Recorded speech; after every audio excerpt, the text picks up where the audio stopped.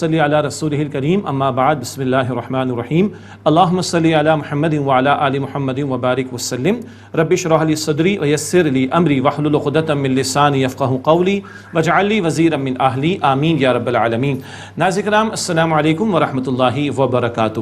آپ کو خوش آمدید کہتے ہیں۔ دورہ ترجمہ قرآن کا سلسلہ جاری، سورۃ الاعراف کا مطالعہ کر رہے ہیں اور سورۃ الاعراف کے آخری رکوع کا جو قدر طویل بھی ہے مطالعہ کر رہے ہیں اور سورہ اعراف کی آیت نمبر 189 سے مطالعہ شروع کر رہے ہیں۔ اعوذ باللہ من الشیطان الرجیم، بسم اللہ الرحمن الرحیم۔ هو الذی خلقکم من نفس واحدہ، وہ اللہ جس نے تمہیں ایک نفس یعنی آدم علیہ السلام سے پیدا کیا، وجعل منها زوجہا، اور انہی سے ان کی زوجہ کو بنایا۔ تمہیں آدم علیہ السلام سے بنایا اور ان کی زوجہ کو ان سے بنایا، یعنی ہم آدم و حوا علیہم السلام کی اولاد۔ فرمایا کہ وجعل منها زوجها ليسكن الیہا، اور ان سے بنایا ان کی جوڑے کو، ان کی زوجہ کو، تاکہ وہ ان کے پاس سکون تلاش کرے۔ یہاں ایک فل سٹاپ لگا لیں، یہ پہلے جوڑے کا ذکر ہے اور ایک اہم نقطہ کیا بتایا گیا؟ تاکہ سکون تلاش کریں، سکون حاصل کریں۔ زوجین کے تعلق ایک بڑا مقصد کیا ہے؟ سکون حاصل کرنا۔ سورۃ الروم کی آیت نمبر 21 کا ترجمہ اکثر ہمارے شادی بیاہ کے کارڈز میں اردو انگریزی میں لکھا جاتا ہے، وہاں بھی لتسکنوا الیہا، تاکہ تم سکون تلاش کرو۔ آج گھر ٹوٹ رہے ہیں کیونکہ بہت کچھ ان ہو گیا درمیان میں، وہ جو بہت کچھ ان ہو گیا نا، دجالی تہذیب کے حملے، ان کو آؤٹ کریں گے تو اندر گھروں میں سکون ملے گا، ورنہ گھروں میں بھی سکون نہیں، گھر میں سکون نہیں، باہر تو مل ہی نہیں سکتا، وہ سارا آرٹیفیشل ہے۔ اللہ ہمیں سمجھ عطا فرمائے۔ میں نے فل سٹاپ کیوں کہا؟ اس سے کہ آگے اگلا جو بیان آ رہا ہے وہ ایک عمومی معاملہ ہے اور اس کے ذیل میں بعض لوگوں کا شرکیہ طرز عمل، اس کا تذکرہ ہے اور اس پر اللہ تعالیٰ کا آگے تبصرہ آئے گا، اس لیے میں نے فل سٹاپ آپ کو لگوایا تھا۔ یہ اپنے نوٹس میں نوٹ کر لیجئے گا اور تفاصیل دیکھ لیجئے گا تو اس فل سٹاپ کی اہمیت انشاءاللہ اور آپ کے سامنے آئے گی۔ اب ایک عمومی بیان ہے۔ فلما تغشاها حملت حملا خفیفا فمرت بھی، پھر جب مرد نے اس عورت کو ڈھانپ لیا تو اس عورت کو ہلکا سا حمل رہا، فمرت بھی، پھر اس کو لیے پھرتی رہی۔ فلما اثقلت دعوا اللہ ربہما لئن آتیتنا صالحا لنکونن من الشاکرین، پھر جب وہ بوجھل ہو گئی، مراد اب ولادت کا معاملہ، تو دونوں نے اپنے رب اللہ کو پکارا کہ اگر تو نے ہمیں صالح بچہ عطا کیا تو ہم ضرور تیرا شکر ادا کرنے والوں میں سے ہو جائیں گے۔ یہاں تک تو بات ٹھیک ہو گئی۔ فلما آتاہما صالحا جعل له شرکاء فیما آتاہما، پھر جب اللہ تعالیٰ نے ان دونوں کو صالح بچہ عطا فرمایا تو جو اللہ تعالیٰ نے ان دونوں کو عطا کیا تھا انہوں نے اس میں شریک ٹھہرا دیا۔ فتعال اللہ عما یشرکون، تو اللہ تعالیٰ اس سے بہت بلند ہے جو وہ شریک ٹھہراتے ہیں۔ یہ ہے کہ شکر ادا کرنے کے ساتھ معاملہ آگے بڑھتا، لیکن یہ شکر کے بجائے اب شرک میں مبتلا ہو گئے، اس اولاد کو بتوں کی طرف یا جھوٹے معبودوں کی طرف منسوب کیا، شرک یا رویہ اختیار کر لیا۔ فرمایا ایشرکون ما لا یخلق شیئا وهم یخلقون، کیا یہ انہیں شریک ٹھہراتے ہیں جو کچھ پیدا نہیں کرتے بلکہ پیدا کیے جاتے ہیں؟ مخلوق کو تم کہہ رہے ہو اولاد دے رہی ہے، تو مخلوق تو خود پیدا کی گئی، جو خود پیدا کیا گیا وہ تمہیں اولاد کیسے دے سکتا ہے؟ ولا یستطیعون لهم نصرا ولا انفسهم ینصرون، اور وہ ان کی مدد کی قدرت بھی نہیں رکھتے اور نہ خود اپنی مدد کرتے ہیں، تو ایسے محتاجوں سے مانگنا اور ایسے محتاجوں کو اللہ کے ساتھ شریک کرنا کس قدر بڑا ظلم ہو رہا ہے یہ۔ وَإِن تَدْعُوهُمْ إِلَى الْهُدَى لَا يَتَّبِعُوكُمْ، اور اگر تم انہیں ہدایت کی طرف بلاؤ تو تمہاری پیروی بھی نہ کریں۔ سَوَاءٌ عَلَيْكُمْ أَدَعَوْتُمُوهُمْ أَمْ أَنْتُمْ صَامِتُونَ، تمہارے حق میں تمہارے لیے برابر ہے، خواہ تم ان کو بلاؤ یا خاموش رہو۔ مراد یہ کہ تمہاری بات نہیں مانیں گے، بتوں کو ہی لے لیں، ان کو تم پکارو، تمہاری پکار کو سنتے نہیں، جواب دیتے نہیں، ایسوں کو پوجنے کا کیا فائدہ؟ ان الذین تدعون من دون اللہ عباد امثالکم، بے شک تم جنہیں پکارتے ہو اللہ کے سوا تمہارے جیسے بندے ہیں، جیسے بندے مخلوق ہیں تو مخلوق میں سے کسی کو تم پکارو وہ بندے ہیں، اور بندے محتاج ہیں، اور محتاج سے توقع رکھنا جو خالق سے رکھی جاتی ہے، کس قدر بڑا ظلم تم کر رہے ہو۔ فادعوہم فلیستجیبوا لکم ان کنتم صادقین، پھر انہیں پکارو تو چاہیے کہ وہ تمہیں جواب دیں اگر تم سچے ہو۔ اگلی آیت میں بتوں کی بے بسی کی طرف اشارہ ہے۔ الہم ارجل یمشون بہا، کیا ان کے پاؤں ہیں جن سے یہ چلتے ہیں، ام لہم ایدی یبطشون بہا یا ان کے ہاتھ ہیں جن سے وہ پکڑتے ہیں، ام لہم اعین یبصرون بہا یا ان کی آنکھیں جن سے وہ دیکھتے ہیں، ام لہم آذان یسمعون بہا یا ان کے کان جن سے وہ سنتے ہیں، قل ادعوا شرکاءکم ثم کیدونی فلا تنظرون، اے نبی علیہ السلام فرما دیجئے پکارو اپنے شریکوں کو، پھر میرے خلاف جو چاہو چال چلو، پھر مجھے مہلت بھی نہ دو۔ یہ چیلنج کا انداز آ رہا ہے۔ پھر دہرا لیتے ہیں، سورۃ الاعراف ہے تو طویل ترین مکی سورت، مکی دور کے آخری میں نزول، اور جیسے المائدہ میں اتمام حجت اور آخری دو ٹوک بات تھی اہل کتاب کے لیے، آراف میں بھی سورہ انعام کی طرح دو ٹوک بات ہے مشرکین مکہ کے تعلق سے۔ تو حضور فرمانے ثم کیدونی فلا تنظرون، پھر جو چاہو میرے مقابلے میں تم چال چلو، پھر مجھے مہلت بھی نہ دو۔ ان ولی اللہ الذی نزل الکتاب، بے شک میرا کارساز تو اللہ ہے جس نے کتاب نازل فرمائی ہے، وہو یتولی الصالحین، اور وہ نیک بندوں کی حمایت فرماتا ہے۔ یہ ہے شرک کی نفی اور توحید کا اثبات اور توحید کی دعوت جو مستقل ان مکی صورتوں میں ہمارے سامنے آتی ہے۔ فرمایا والذین تدعون من دونہ لا یستطیعون نصرکم ولا انفسہم ینصرون، اور اللہ کے سوا جن کو تم پکارتے ہو وہ قدرت نہیں رکھتے تمہاری مدد کی اور نہ وہ خود اپنی مدد کر سکتے ہیں۔ سبحان اللہ، بتوں کو توڑا ابراہیم علیہ السلام نے، بیچارے کچھ نہ کر سکے، ان میں کچھ نہیں رکھا۔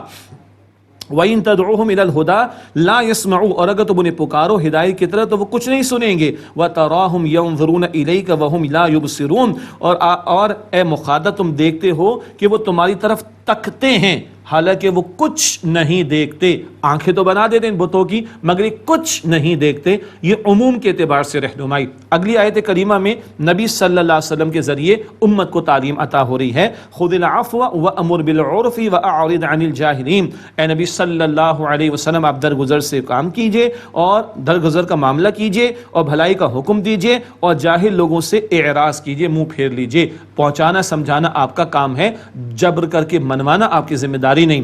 وَإِمَّا يَنزَغَنَّكَ مِنَ الشَّيْطَانِ نَزْغٌ فَاسْتَعِذْ بِاللَّهِ، ہمارے لیے رہنمائی، اور اے مخاطب اگر تمہیں ابھارے شیطان کی طرف سے کوئی اکساہٹ تو اللہ کی پناہ میں آ جاؤ، اِنَّهُ سَمِيعٌ عَلِيمٌ، بے شک وہ اللہ خوب سننے والا علم رکھنے والا ہے۔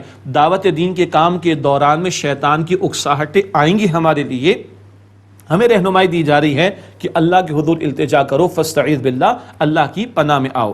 ان الذين اتقوا اذا مسهم طائف من الشيطان تذكروا فاذا هم مبصرون، بے شک جو لوگ اللہ سے ڈرتے ہیں جب انہیں شیطان کی طرف سے کوئی وسوسہ پہنچتا ہے تو وہ اللہ تعالیٰ کو یاد کرتے ہیں، بس وہ فاذا هم مبصرون، وہ صحیح راہ دیکھ لیتے ہیں۔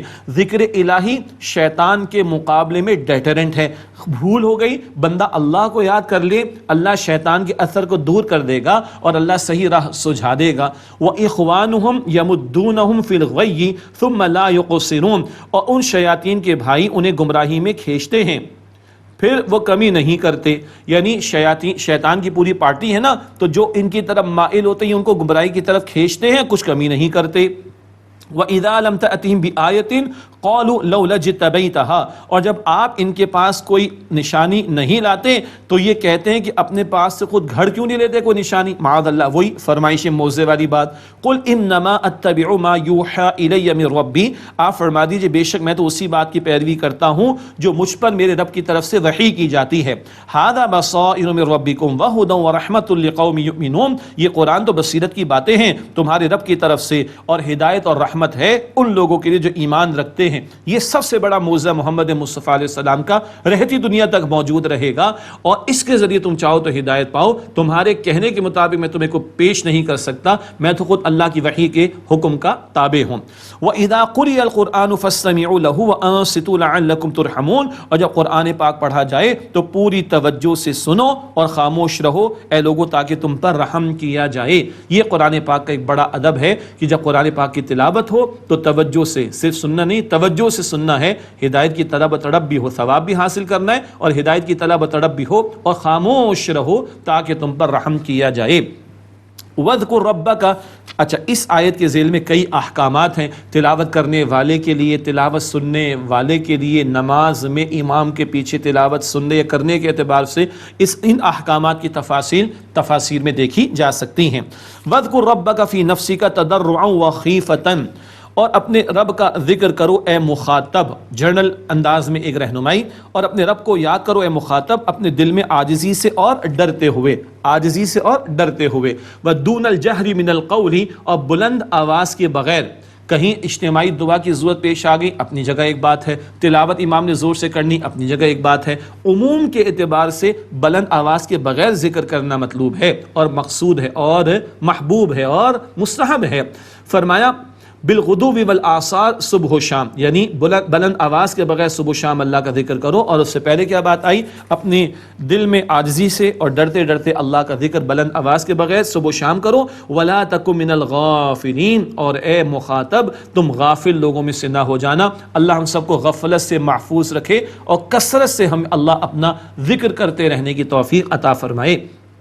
ان الذين عند ربك لا يستكبرون عن عبادته، بے شک جو لوگ اے مخاطب تمہارے رب کے نزدیک ہیں وہ اس کی عبادت سے تکبر نہیں کرتے، وَيُسَبِّحُونَهُ، اور اس کی تسبیح کرتے ہیں، وَلَهُ يَسْجُدُونَ، اور اسی کو سجدہ کرتے ہیں۔ رب کے نزدیک کون؟ فرشتے، ان کا تذکرہ، رب کی عبادت سے تکبر نہیں کرتے، اس کی تسبیح کرتے ہیں اور اسی کو سجدہ کرتے ہیں۔ فرشتے تو کرتے ہیں، ہمیں بھی سجدے کرنے ہوتے ہیں، ایک سجدے تو ہے نمازوں کے اور ایک سجدہ ہوتا ہے سجدہ تلاوت کا۔ یہ پہلا مقام ہے قرآن پاک کی مصحف کی ترتیب میں کہ یہ آیت ہے جس کو آیت سجدہ کہا جاتا ہے۔ جب ہم خود تلاوت کریں تو ہم پر واجب ہو جاتا ہے سجدہ کرنا۔ اگر ہم لائیو ٹیلی کاسٹ میں سن رہے ہیں، جیسے کسی کمرے میں ایک تلاوت کرے دوسرا سن لیں، تو سجدہ کرنا لازم ہو جاتا ہے۔ عام تسبیح ہم پڑھتے سبحان ربی الاعلیٰ، وہ تو ہے ہی ہے، لیکن احادیث مبارکہ میں سجدہ تلاوت کی دعائیں بھی نبی صلی اللہ علیہ وسلم نے سکھائیں، انہیں یاد کریں، ان کا ترجمہ یاد کریں۔ اللہ مجھے اور آپ کو ان کا اہتمام کرنے کی توفیق عطا فرمائے۔ ناظرین کرام، یہاں پر آ کر سورہ اعراف کی تکمیل ہوئی، دو طویل مکی صورتیں مکمل ہوئیں، انعام اور اعراف۔ اب دو مزید مدنی صورتیں آ رہی ہیں۔ سبحان اللہ، یہ مضامین بدلتے ہیں تو توجہ زیادہ سے زیادہ برقرار رہتی ہے ایک بندے کی۔ اب دو مدنی صورتیں، سورہ انفال اور اس کے بعد سورہ توبہ۔ سورہ انفال میں ہم پڑھیں گے انشاءاللہ، مدنی صورت ہے اور سن 2 ہجری میں اس کا نزول ہے، اور غزوہ بدر جو پہلا باقاعدہ معرکہ حق و باطل کے درمیان تھا نبی علیہ السلام کے دور میں، اس پر تبصرہ ہے جو اللہ سبحانہ وتعالیٰ نے عطا فرمایا۔ اب پھر ذہن کو تازہ کیجئے، مکی دور کے 13 برس ایمانیات کا بیان، توحید کا بیان، شرک کی نفی، آخرت کا تذکرہ، پیغمبروں کے واقعات، حق و باطل کی کشاکش کا تذکرہ، توحید کے دلائل کا تذکرہ، آخرت کی نعمتوں کا بیان، جہنم کے عذابوں کا ذکر، یہ مکی صورتیں ہیں۔ مدنی صورتوں میں ایمان کے تقاضوں کا بیان، نفاق کے موضوع کا بیان، عبادات کے حوالے سے بیان، قتال کے بیان کے حوالے سے تذکرہ، وہ بیانات مدنی صورتوں میں۔ اب ہم پڑھیں گے سورہ انفال۔ غزوہ بدر پیش آیا رمضان میں، سن 2 ہجری میں 17 رمضان کو، اس پر اللہ کا تبصرہ آئے گا۔ پہلا باقاعدہ معرکہ ہے تو اللہ تعالیٰ قتال فی سبیل اللہ کے حوالے سے رہنمائی بھی صورت میں عطا فرما رہا ہے۔ البتہ 13 برس گزر چکے جب ہاتھوں کو باندھے رکھنے کا حکم تھا، سورہ نساء آیت 77 کے مطابق۔ اب جب ہجرت ہوئی تو اذن آیا قتال کا، وہ ہم پڑھیں گے سورہ حج آیت نمبر 39 میں۔ ہجرت کے بعد احکام آگے قتال کے، وہ سورۃ البقرہ میں ہم نے پڑھے آیت نمبر 216 میں بھی اور آیت نمبر 193 میں بھی، اور اب پہلا باقاعدہ معرکہ۔ البتہ یاد رہے بدر سے پہلے 8 مہمات بھی ہیں، اور جو قریش کی تجارت چلتی تھی رحلۃ الشتاء والصیف، یہ سردی اور گرمی کی تجارت کا معاملہ چلتا تھا یمن اور شام کی طرف، یہ جو ان کی لائف لائن تھی تجارت والی، اس پر ان کے قافلے چلتے تھے۔ نبی علیہ السلام نے اب خود آگے بڑھ کر ان کو میسج دیا ہے۔ 8 مہمات بدر سے پہلے، 4 میں خود حضور تشریف لے گئے، ان کو غزوات کہتے، 4 میں کسی صحابی کو امیر بنا کر آپ نے بھیجا، ان کو سرایا کہا جاتا ہے۔ ایک آخری جھڑپ میں 1-2 مشرک قتل بھی ہوئے تھے، اور اب معاملہ یہ تھا کہ اسی لائف لائن سے جو تجارت چلتی تھی، ابو سفیان ابھی ایمان نہیں لائے، ابھی کفر کی طرف ہیں، ان کے قافلے کا معاملہ تھا تجارتی، شام کی طرف جانا تھا۔ نبی صلی اللہ علیہ وسلم کا ارادہ ہوا کہ اس قافلے کے حوالے سے کوئی اقدام کیا جائے۔ قافلہ بچ نکلا، مگر اطلاع پہنچ گئی مکہ میں، وہاں ابو جہل اور اس کی کمپنی موجود ہے، اور ابو سفیان نے بھجوایا کہ بھئی ہمیں تو بچاؤ، واپسی ہو رہی ہوگی تو یہ ہمارے خلاف حملہ کریں گے۔ چنانچہ ابو جہل 1000 کا لشکر لے کر تیاری کے ساتھ نکلا، ناچتے کودتے شرابیں پیتے رقص و سرور کی محفلیں سجاتے ہوئے لشکر آیا ہے، اور ادھر اللہ کے نبی علیہ السلام کا اول ارادہ تھا تجارتی قافلے کا، مگر اللہ نے حالات ایسے بنا دیے کہ ابو سفیان کا تجارتی قافلہ تو نکل جائے گا، اور یہ 313 صحابہ جو حضور کے ساتھ ہوں گے، جو اول کسی جنگ کی تیاری کے ساتھ اصلا نہیں نکلے، مگر اللہ چاہے گا کہ ان کا مقابلہ ابو جہل کے 1000 لشکر کے ساتھ ہو جائے، اور اس کو اللہ یوم الفرقان حق اور باطل میں فرق کر دینے والا دن قرار دے۔ یہ تھوڑی سی وضاحت ہے، باقی قتال کے بارے میں مزید احکامات بھی اس سورہ مبارکہ میں انشاءاللہ ہمارے سامنے آئیں گے۔ سورۃ الانفال، بسم اللہ الرحمن الرحیم۔ یسألونک عن الانفال، اے نبی علیہ السلام آپ سے غنیمت کے بارے میں سوال کرتے، قل الانفال للہ والرسول، آپ فرما دیجیے غنیمت تو اللہ تعالیٰ اور اس کے رسول کے لیے ہے۔ مارکا ہوا، مسلمانوں کو اللہ نے فتح عطا فرمائی، مال آ گیا، کیا کریں جی؟ تو پہلے تو بتا دیا کہ سب اللہ کا ہے۔ تقسیم کا معاملہ آیت نمبر 45 میں 10ویں پارے کے شروع میں بتایا جائے گا، تاکہ تمہارے پیش نظر مال نہ ہو دنیا کا، بس اللہ کو راضی کرنا، آخرت کی کامیابی حاصل کرنا، یہ مقصود رہے۔ تو پہلے تو سوال کا جواب بہت مختصر، قل الانفال للہ والرسول، آپ فرما دیجئے یہ غنیمت اللہ اور اللہ کے رسول کے لیے ہیں۔ فاتقوا اللہ واصلحوا ذات بینکم، پس اللہ تعالیٰ کا تقوی اختیار کرو اور اپنے آپس کے معاملات کو درست رکھو۔ وَأَطِيعُوا اللَّهَ وَرَسُولَهُ إِن كُنتُم مُؤْمِنِينَ، اور اللہ تعالیٰ اور اس کے رسول علیہ السلام کی اطاعت کرو اگر تم واقعتاً ایمان والے ہو۔ ایمان اگر دل میں ہوگا تو لازماً اللہ اور اس کے رسول کی اطاعت کے سانچے میں بندہ مومن ڈھلا ہوا ہوگا۔ انما المؤمنون الذين اذا ذکر اللہ وجلت قلوبهم، بلا شبہ ایمان والے تو وہ ہیں کہ جب اللہ کا ذکر کیا جائے تو ان کے دل کانپ اٹھتے ہیں۔ وَإِذَا تُلِيَتْ عَلَيْهِمْ آيَاتُهُ زَادَتْهُمْ ایمانا، اور جب ان کے سامنے اللہ کی آیات کی تلاوت کی جاتی ہے تو ان کے ایمان کا اضافے کا معاملہ ہو جاتا ہے، وہ آیات ان کے ایمان میں اضافہ کر دیتی ہیں۔ وَعَلَىٰ رَبِّهِمْ يَتَوَكَّلُونَ، اور وہ اپنے رب پر، اللہ پر توکل کرتے ہیں۔ یہ پکے سچے ایمان والوں کی باطنی صفات، اللہ کا ذکر و دل کانپ اٹھتے ہیں، اور ذکر میں اعلیٰ ترین شکل وہ قرآن، اور پہاڑ پر نازل ہو تو پہاڑ بھی ریزہ ریزہ ہو جائے، ہم پر کتنا اثر ہوتا ہے سوال نشان ہے۔ آیات قرآن کی تلاوت ہو، ایمان بڑھتا ہے۔ یقیناً مجھے پورا یقین ہے کہ میرا اور آپ کا اس وقت کا باطن کا معاملہ بہت بہتر ہوگا، کیوں؟ ہم قرآن پاک سے جڑے ہوئے، اللہ مزید جڑنے کی توفیق دے۔ اور نمبر 3، اللہ پر وہ توکل کرتے ہیں، اسباب اختیار کرتے ہیں، مگر نگاہ اسباب پر نہیں، مسبب الاسباب پر ہوتی ہے۔ ان کے اعمال کا ذکر ہے۔ ایمان والے سچے کون؟ الذین یقیمون الصلاۃ ومما رزقناہم ينفقون، وہ جو نماز قائم کرتے ہیں اور جو ہم نے رزق میں سے انہیں عطا فرمایا اس میں سے خرچ کرتے ہیں۔ بدنی عبادت بھی ادا کرتے ہیں، نماز، مالی عبادت بھی ادا کرتے ہیں، راہ خدا میں خرچ کرنا، زکوٰۃ تو کم از کم اس کے علاوہ بھی راہ خدا میں خرچ کرتے ہیں۔ اولئک هم المؤمنون حقا، یہی لوگ پکے مومن ہیں۔ پکے ایمان والوں کی یہ باطنی کچھ صفات یہاں، اور خارجی کچھ صفات جہاد اور ہجرت، یہ ذکر سورہ مبارکہ اسی انفال میں سیکنڈ لاسٹ آیت میں، آیت نمبر 74 میں انشاءاللہ ہم پڑھیں گے۔ ادھر کچھ باطنی صفات کا ذکر آ رہا ہے، اور وہاں کچھ خارجی صفات کا ذکر انشاءاللہ ہمارے سامنے آیت نمبر 74 میں آئے گا۔ فرمایا اولئک هم المؤمنون حقا، یہی لوگ پکے ایمان والے ہیں۔ لہم درجات عند ربہم ومغفرۃ ورزق کریم، ان کے لیے ان کے رب کے پاس درجات ہیں اور مغفرت ہے اور عزت والا رزق ہے۔ اللہ ہم سب کو ان میں شامل فرمائے۔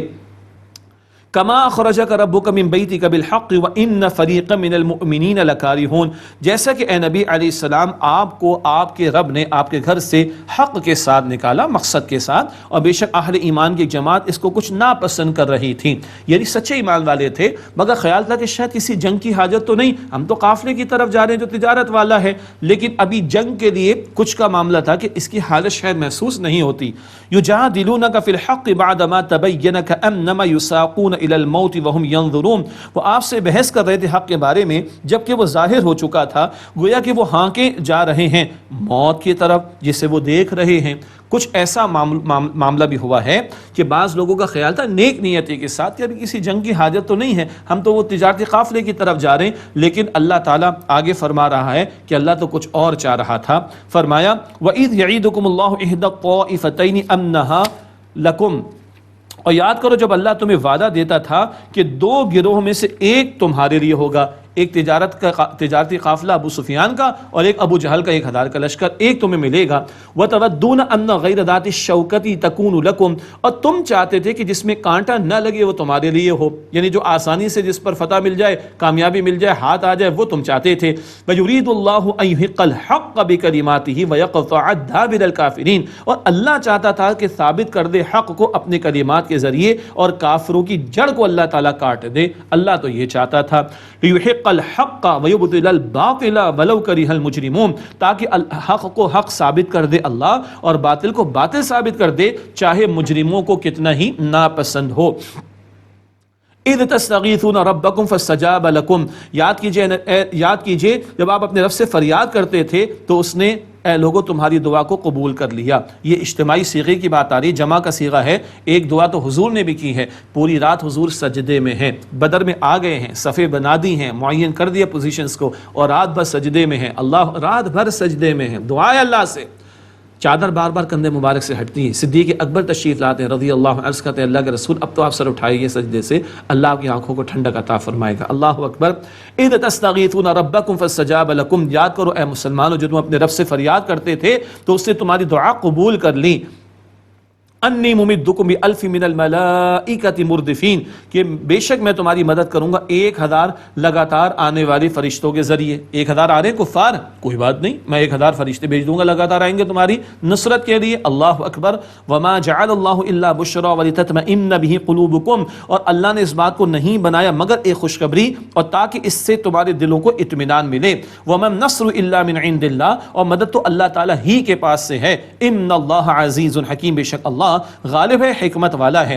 اللہ نے تمہاری تسلی کے لیے فرما دیا کہ 1000 فرشتے بھیج رہا ہوں. اللہ تعالیٰ کو کوئی حاجت نہیں کہ فرشتوں کو بھیجے گا تو تمہاری مدد ہوگی، یہ تمہاری تسلی کے اللہ تعالیٰ نے بیان فرما دیا.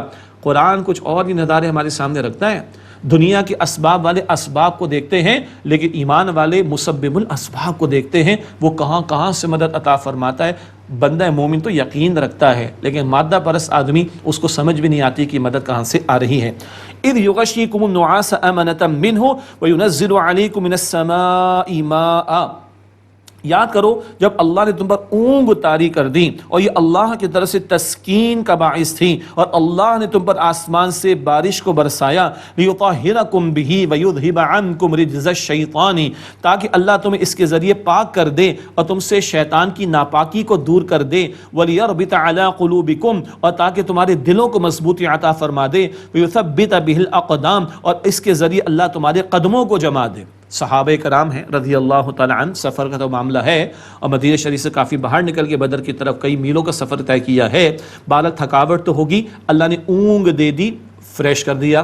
اللہ نے بارش برسا دی، پانی میسر آ گیا، اور طہارت کا بھی اہتمام ہو گیا. شیطان کی گندگی دور ہو جائے. بھائی صحابہ انسان کو خطا وغیرہ کا اگر معاملہ ہے، کوئی وسوسے اگر شیطان لانے کی کوشش کرے، اللہ ان کو بھی دور کر دے گا، اور اللہ دلوں کو مضبوطی عطا کر دے گا، اور اللہ قدموں کو جما دے گا. جس جگہ کو حضور نے طے کیا، اور وہ بڑی اہم جگہ تھی کہ اگلے دن سورج مسلمانوں کی پشت پر ہوگا، کفار کی آنکھوں پر ہوگا. اللہ اکبر. البتہ وہ مقام کو ریتیلی زمین کا تھا، بارش برسی تو وہ جگہ جم گئی اور مسلمانوں کے لیے قدموں کو وہاں پہ رکھنا آسان ہو گیا. ان کے قدموں کو اللہ تعالیٰ نے جما دیا. کس قدر اس میں حکمتیں، اللہ کہاں کہاں سے مدد عطا فرما رہا ہے. اذ یوحی ربک الی الملائکۃ انی معکم فثبتوا الذین آمنوا، یاد کرو جب تمہارے رب نے فرشتوں کو وحی بھیجی کہ بے شک میں تمہارے ساتھ ہوں، تم ثابت قدم رکھو ایمان والوں کو. اللہ فرشتوں کو، پوری فرشتوں کی جو فورس ہے، اللہ ان کو انسٹرکشنز عطا فرما رہا ہے، تم نے ثابت قدم رکھنا ہے ایمان والوں کو، ان کا حوصلہ بڑھانا ہے. سألقی فی قلوب الذین کفروا الرعب فاضربوا فوق الاعناق واضربوا منهم کل بنان، میں ان قریب اللہ فرماتا ہے میں ان قریب کافروں کے دلوں میں رعب ڈال دوں گا، تم ان کی گردنوں کے اوپر ضرب لگاؤ اور ان کے ایک ایک پور پر ضرب لگاؤ، ٹکڑے ٹکڑے کر کے ان کو مارو. اللہ اکبر. ایک صحابی نے حضور سے عرض کیا اے اللہ کے رسول، میرے سامنے نظر آیا کوئی سوار اور ایک کافر قتل ہوا، پتہ نہیں کون تھا جس نے قتل کیا. تو اب حضور نے فرمایا یہ فرشتے اللہ تعالیٰ نے تمہاری نصرت کو بھیجے تھے، اللہ فرشتوں کو بھیج رہا ہے. سبحان اللہ. اللہ پانی برسا رہا ہے، اللہ بارش برسا رہا ہے، اللہ اونگ عطا فرما رہا ہے، اللہ بہترین مقام صحابہ کو عطا فرما رہا ہے حضور کے ذریعے صلی اللہ علیہ وسلم، اللہ فرشتوں کے ذریعے مدد فرما رہا ہے. اللہ ہمیں اور آپ کو یقین عطا فرما دے، ہم اس پر توکل کر کے کھڑے ہوں گے نا تو ہماری پشپناہی پر اللہ سبحانہ و تعالیٰ ہوگا، پھر ہم ساری دنیا کی آنکھوں میں آنکھیں ڈال کر بات کر سکیں گے. آج کیوں نہیں کر پا رہے؟ دنیا ہمیں آنکھیں دکھا رہی ہے، کیوں؟ ہم اللہ کے ساتھ مخلص نہیں ہیں، سیدھی سی بات۔ فرمایا ذالک بانہم شاقوا اللہ ورسولہ، یہ اس لیے ہوا کہ وہ اللہ اور اس کے رسول کے مخالف ہوئے، کفار مشرکین کی بات۔ ومن یشاقق الرسول ورسولہ فان اللہ شدید العقاب، اور جو اللہ تعالیٰ اس کے رسول کی مخالفت کرے تو یاد رکھے بے شک اللہ تعالیٰ کا عذاب شدید ہے۔ ذالکم فذوقوہ وان للکافرین عذاب النار، تو یہ تو تم چکھو، مراد اے کافروں یہ دنیا کی سزا۔ 70 مشرک قتل ہوئے تھے بدر کے میدان میں، ابو جہل بھی قتل ہوا، اور 70 کے قریب قیدی بنائے گئے تھے۔ وَأَنَّ لِلْكَافِرِينَ عَذَابَ النَّارِ، اور کافروں کے لیے دوزخ کا عذاب ہے، جہنم کی آگ کا عذاب ہے۔ یہ تو دنیا کی سزا، آخرت کی سزا سب سے بڑی ہے۔ یا ایھا الذین آمنوا اذا لقیتم الذین کفروا زحفا، اے ایمان والو جب تمہارا مقابلہ ہو ان لوگوں سے جنہوں نے کفر کیا میدان جنگ میں، فلا تولوہم الادبار، تو ان سے پیٹھ نہ پھیرو، ڈٹے رہو۔ وَمَن يُوَلِّهِمْ يَوْمَئِذٍ دُبُرَهُ إِلَّا مُتَحَرِّفًا لِقِتَالٍ أَوْ مُتَحَيِّزًا إِلَىٰ فِئَةٍ فَقَدْ بَاءَ بِغَضَبٍ مِّنَ اللَّهِ وَمَأْوَاهُ جَهَنَّمُ وَبِئْسَ الْمَصِيرُ، اور جو کوئی اس دن ان سے اپنی پیٹھ کو پھیرے سوائے اس کے کہ گھات لگانا چاہتا ہو جنگ کے لیے یا اپنی جماعت کے افراد کی طرف جا ملنے کے لیے، بس وہ تو لوٹا اللہ تعالیٰ کے غضب کے ساتھ، اور اس کا ٹھکانہ جہنم ہے، اور وہ یہ بہت ہی برا ٹھکانہ ہے لوٹنے کے اعتبار سے۔ اللہ ہم سب کو جہنم کی آگ سے بچائے۔ میدان سج گیا، پیٹھ دکھانا جائز نہیں۔ ہلاک کر دینے والے بڑے گناہوں میں یہ بھی شامل کہ میدان سجے اور بندہ بھاگ جائے۔ ہاں بندہ پیچھے اس لیے ہٹتا ہے کہ کوئی چال چلنی ہے کفار کے خلاف، کوئی اسٹریٹجی اختیار کرنی ہے، یا اپنے ساتھیوں کے ساتھ جا ملنا چاہے تو پیچھے ہٹ سکتا ہے، ٹھیک، لیکن میدان چھوڑ کر جانا یہ تو پھر اپنے اللہ کے عذاب کو دعوت دینے کی بات ہے، اس کے لیے جہنم کی وعید ہے، وبئس المصیر، اور وہ بہت برا ٹھکانہ ہے لوٹنے کے اعتبار سے۔ اللہ ہمیں جہنم کے عذاب سے محفوظ فرمائے۔ اللہ تعالیٰ میری، آپ کی، ہم سب کے تمام مسلمانوں کی مغفرت فرمائے، سچا ایمان عطا فرمائے، اور ایمان کے تقاضوں پر عمل کی توفیق عطا فرمائے۔ آمین یا رب العالمین۔ وآخر دعوانا ان الحمد للہ رب العالمین، والسلام علیکم ورحمۃ اللہ وبرکاتہ۔